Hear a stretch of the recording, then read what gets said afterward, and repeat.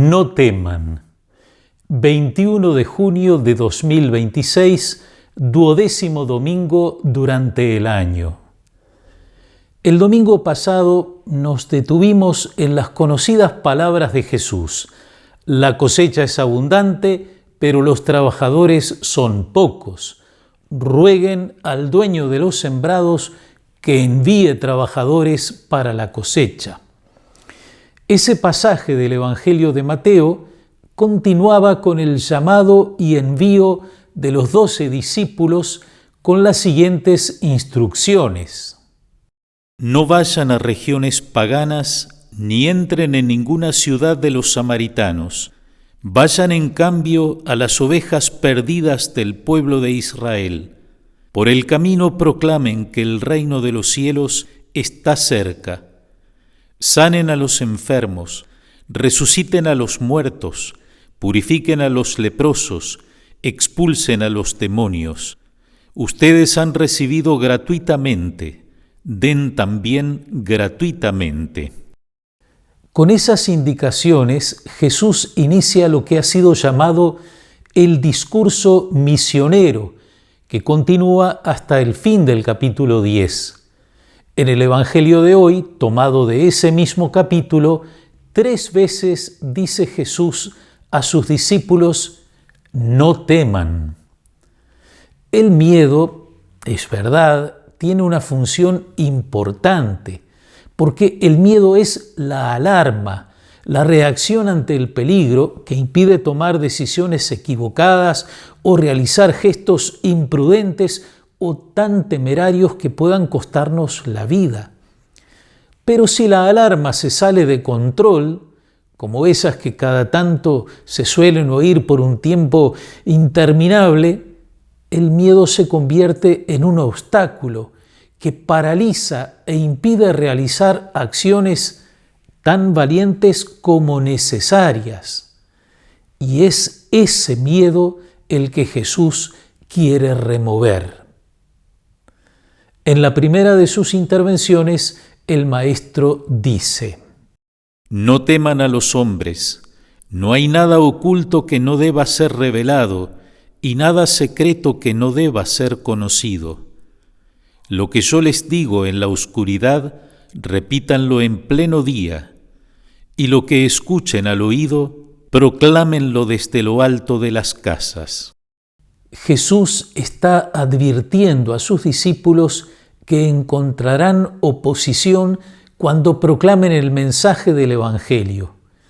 Él ya ha encontrado resistencias al anunciar la misericordia, al mostrar el rostro de Dios como Padre entrañable. Ahora envía a los discípulos a llevar a todos ese mensaje. Esos hombres a los que los discípulos no deben temer son los que quieren silenciar la palabra de Dios. En el libro de los Hechos se nos narra la decisión de los miembros del Sanedrín de prohibir a los apóstoles predicar el Evangelio de Jesucristo. A fin de evitar que la cosa se divulgue más entre el pueblo, debemos amenazarlos para que de ahora en adelante no hablen de ese nombre. Los llamaron y les prohibieron terminantemente que dijeran una sola palabra o enseñaran en el nombre de Jesús. No teman a los hombres, había dicho Jesús, y los apóstoles recordaron esa enseñanza y no desistieron, sino que, desoyendo la prohibición, continuaron predicando abiertamente al pueblo. Pero volvamos a nuestro Evangelio de hoy. Continúa diciendo Jesús: No teman a los que matan el cuerpo, pero no pueden matar el alma. Teman más bien a aquel que puede arrojar el alma y el cuerpo al infierno. ¿Acaso no se vende un par de pájaros por unas monedas? Sin embargo, ni uno solo de ellos cae en tierra sin el consentimiento del Padre de ustedes que está en el cielo. También ustedes tienen contados todos sus cabellos. No teman entonces, porque valen más que muchos pájaros. Jesús sigue diciendo no teman, ahora para alentar a sus discípulos ante persecuciones más drásticas, que ya no serán solamente una prohibición, unos azotes, una detención en el calabozo. Ahora la amenaza viene de los que matan el cuerpo. Ese anuncio de Jesús se ha cumplido en toda época y en todo lugar del mundo donde los cristianos encontraron un rechazo total. Sin embargo, al mismo tiempo, ¿cuántos testimonios de fidelidad a Jesús y a su palabra? Porque innumerables hombres y mujeres llegaron a dar su vida movidos por una fe extraordinaria, comenzando por San Esteban en los comienzos mismos de la evangelización y siguiendo con los mártires que ha habido y sigue habiendo a lo largo de los siglos hasta hoy.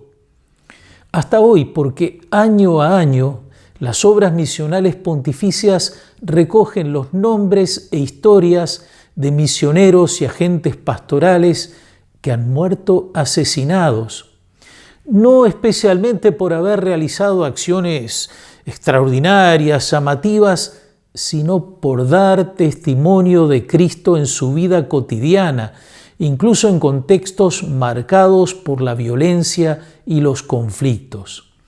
El año pasado fueron 17 los misioneros y misioneras, sacerdotes, religiosas, seminaristas y laicos que dieron su vida por Cristo en África, Asia, América y aún en la vieja Europa cristiana. Entonces la advertencia sobre los que matan el cuerpo no es una figura literaria, sino una realidad que muy pronto enfrentaron los discípulos.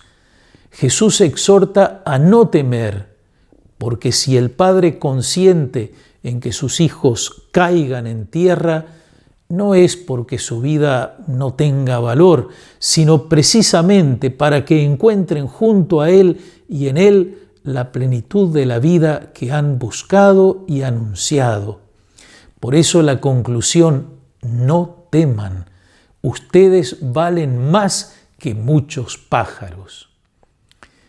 La última advertencia de Jesús llama al discípulo a una radicalidad y a una entrega totales.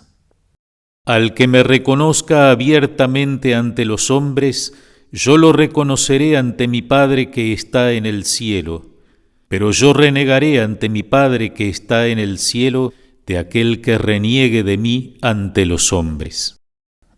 La primera lectura del libro de Jeremías, donde el profeta habla en primera persona, es un canto de confianza en Dios del profeta ultrajado y perseguido, acechado hasta por quienes parecían ser sus amigos más íntimos. Con plena confianza en aquel que lo ha llamado, el profeta manifiesta: el Señor está conmigo.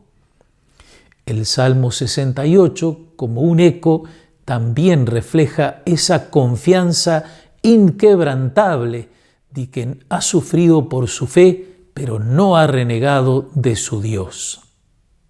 Que lo vean los humildes y se alegren, que vivan los que buscan al Señor, porque el Señor escucha a los pobres y no desprecia a sus cautivos.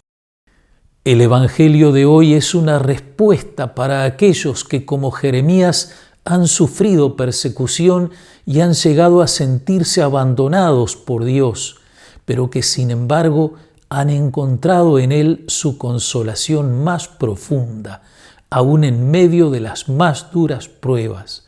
Han sido reconocidos por Jesús ante el Padre del cielo. Pensando en una generación posterior de cristianos, que puede ser la nuestra, que no pasó por los momentos más difíciles de la persecución, el autor de la carta a los Hebreos nos invita a fijar la mirada en Jesús, que soportó la cruz y está sentado a la derecha del Padre, porque dice el autor, después de todo, en la lucha contra el pecado, ustedes no han resistido todavía hasta derramar su sangre.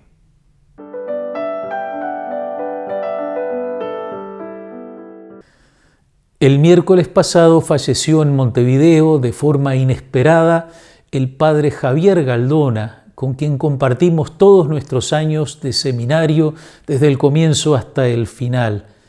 Me uno en el dolor y la esperanza a su comunidad de Santa Elena, a la Arquidiócesis de Montevideo y a los muchos grupos, movimientos e instituciones en los cuales él puso brazos, cabeza, corazón y sobre todo fidelidad a Jesús y al Evangelio.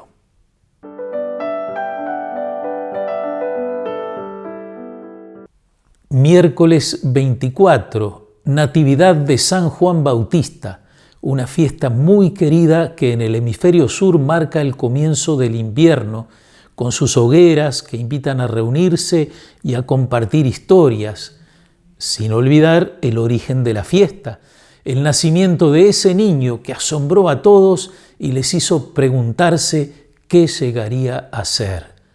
Fiesta de las parroquias de las localidades de San Bautista y Santa Lucía. Sábado 27, Nuestra Señora del Perpetuo Socorro, una advocación unida a la Congregación Redentorista que en Roma custodia este hermoso ícono. Patrona de la parroquia de Barros Blancos y del Colegio de Sauce.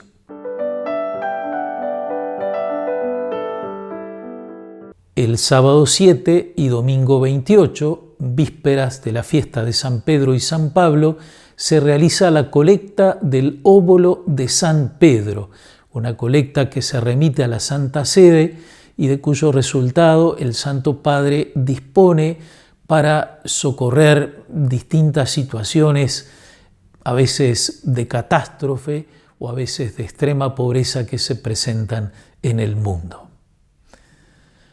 Gracias, amigas y amigos, por su atención. Que los bendiga Dios Todopoderoso, Padre, Hijo y Espíritu Santo. Amén.